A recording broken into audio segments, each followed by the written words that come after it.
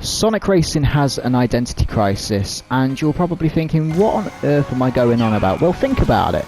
We've had four Sonic Racing games over the span of what? When did the first Sega All-Star Racing game come out? The early 2000s? So we've only actually had 4 Sonic Racing games over the past, probably you can say now, 2 decades, right? It would have been the earlier 2000s, the first one came out, I want to say 2007, 2008 maybe. So we're leaning into nearly 2 whole decades with just 4 Sonic Racing games. And think about it. They're all entirely different. They all have their own identities. Some people may sit there and say that that's what makes some of these games successful and some of these games what they are.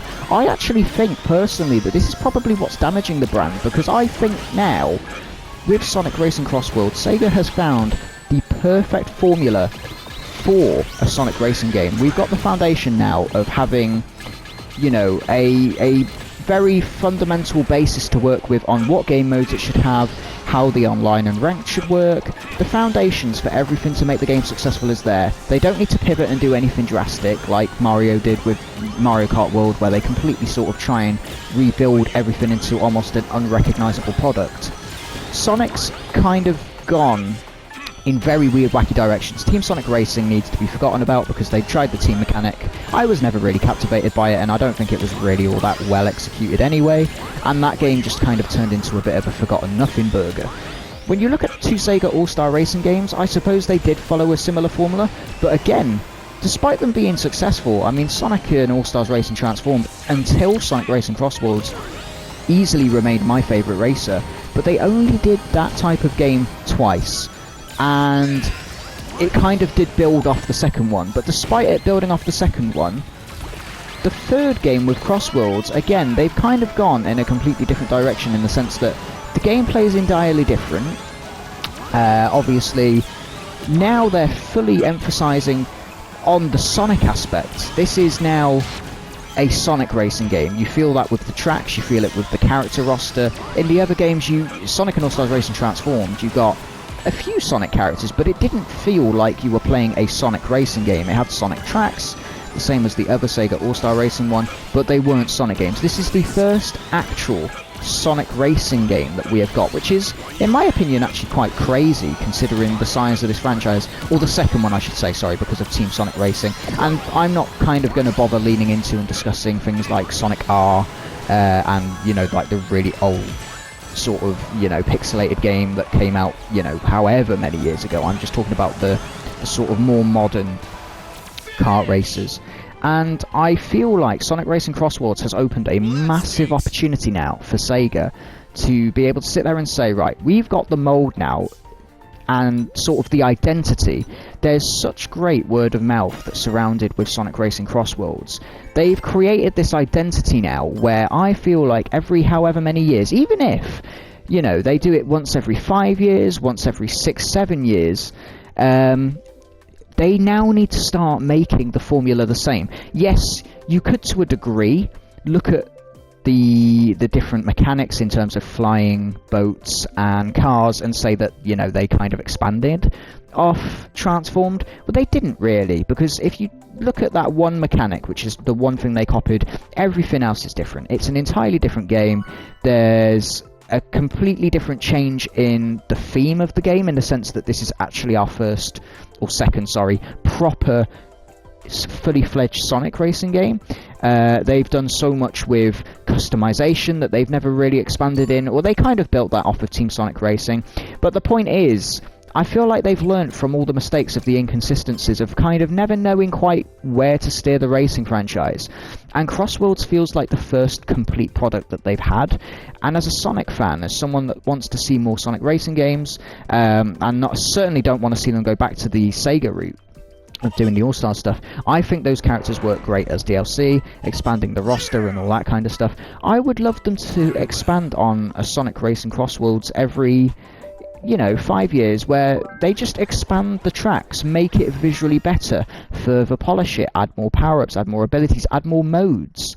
You know, add a compelling story that will, you know, certainly would go a long way if they made a sequel sales-wise, if they had a proper campaign with cutscenes and all that kind of stuff. I just think, and you'll all have to let me know down in the comments below, do you see Sonic Racing CrossWorlds as a game that serves better as, you know, just a one-off product? It was a great game, it's past its time. Obviously, I know we're getting the DLC and stuff, and it's the issue with creating a game like Sonic Racing CrossWorlds is you end up in the same kind of issue, in the same kind of bracket as what Super Smash Bros. Kind of falls into, where when you make a game so complete, like Super Smash Bros. Ultimate, it's almost impossible to make a sequel to it.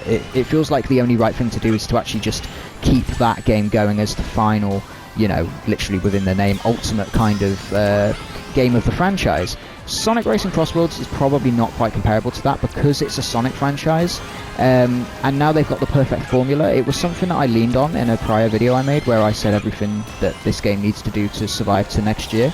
I think there's so much untapped potential still with Sonic characters, so much untapped potential with tracks and stuff, but I also fully understand that DLC will always make substantially less money than a new game release, with new updated visuals, with, you know, a new updated character roster, a new, you know, track roster. I mean, look, you've just got to look at Mario Kart. If you just expand on the same formula, and yeah, they've also had their own kind of pretty substantial pivots. Obviously, the most recent one with Mario Kart World, they've had things like Double Dash, where they kind of have their unique mechanics.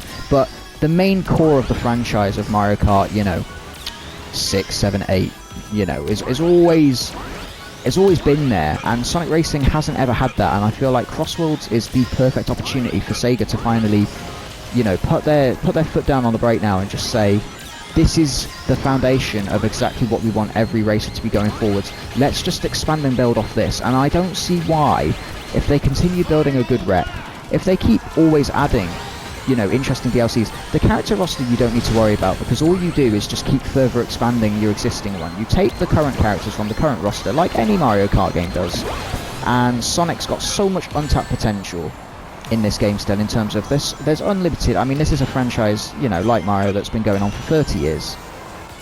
You know, there's so many tracks, so many levels, so many characters. You're never going to run out of ideas, and I think that this needs to be sort of, I guess you could say, the first franchise of the Sonic series, or I would love it to be. Will it be? Probably not. I'm not saying that because I don't think it deserves it or anything like that. I just don't think that that is Sega's approach. Probably just the correct thing to say, just simply looking at their track record with how they've dealt with you know, prior games. Every single Sonic Racing game has been different. There's been a substantial wait as well for every single Sonic Racing game. I think it was 2018, 2019 we got Team Sonic Racing, which was a huge pivot from the prior one, and it was, you know, a 7-year gap before this one, which again tried doing something completely different. This is the ultimate Sonic Racing game, and I would rather them, all I'm trying to say is I would rather them just expand upon this formula with sequels. I'd love to see this turn into a Sonic Racing CrossWorlds 2, 3. It's got the brand identity now. The game has done well, quite clearly, just at the very least from a review standpoint.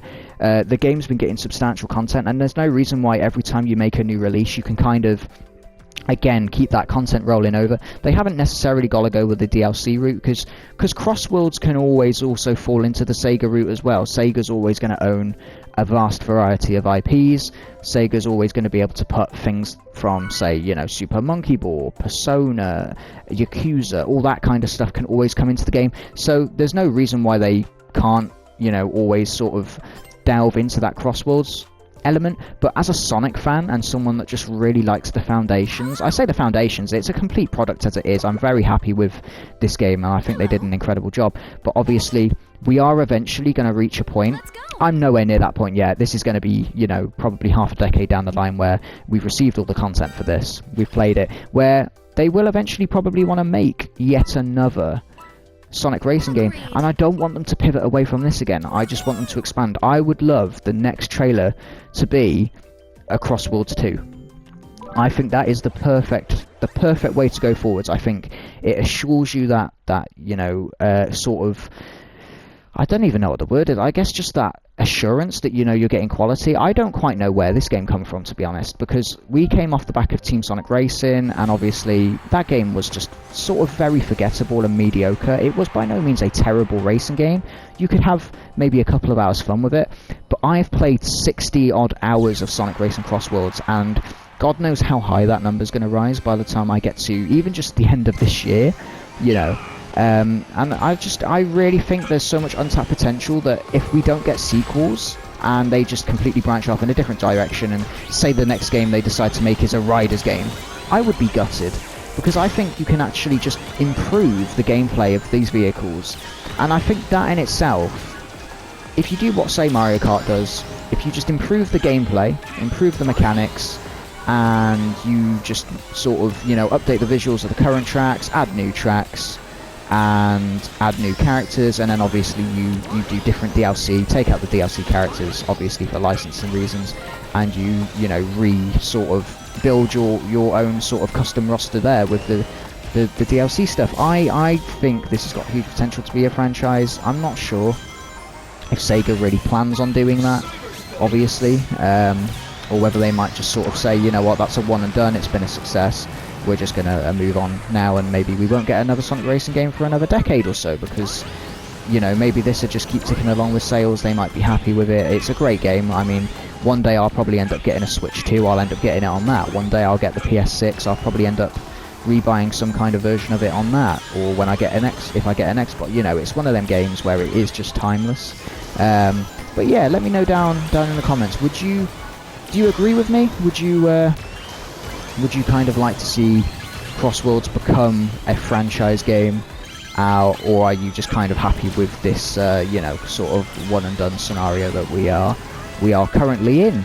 But that's everything that I sort of wanted to touch on, really. Obviously, consider subscribing if you enjoyed the video and enjoyed listening to me waffle. We are on the road to 50, and it does go a long way towards helping. But yeah, I hope you enjoyed, and I will see you in the next one. Goodbye.